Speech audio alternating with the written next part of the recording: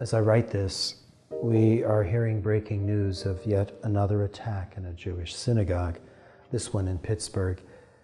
11 people have been killed. Now more than ever, it's important for Jews, Christians, and Muslims to remember that we are all children of one Father, Abraham, our father in faith. That's a link which helps us see, for all of our theological and cultural differences, how wonderfully intertwined our religious roots are. You know, both of our readings today speak of Abraham, whom God called out of the land of Ur to be father of the nations. I will render you exceedingly fertile, God says. I will make nations of you. Kings shall stem from you. The Lord promises in this Genesis reading. But many years pass, and Abraham's wife Sarah is still without a child. God will repeat his promise, saying that Sarah will bear a son to be named Isaac. And of course, God kept his word. The promises of Abraham reach forward, even into the centuries beyond our present age.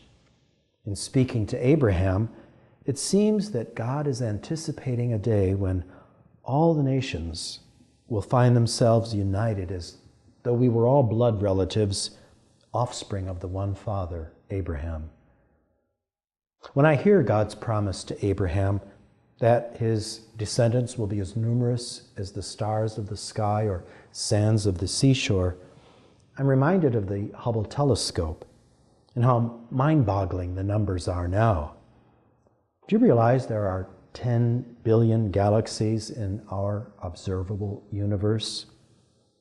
The number of stars in a galaxy varies, but assuming an average of 100 billion per galaxy means there are about 1 billion trillion stars. That's a 1 followed by 21 zeros in our observable universe.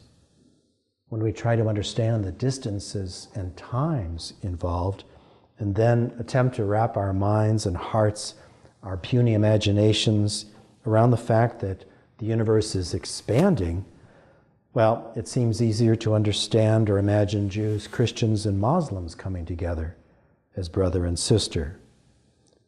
The point is, we can't limit God to our perceptions. Recently, I directed a retreat for contemplative outreach.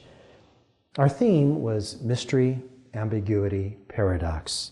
I used the acronym MAP, M-A-P, as a kind of chart or atlas for growing in holiness.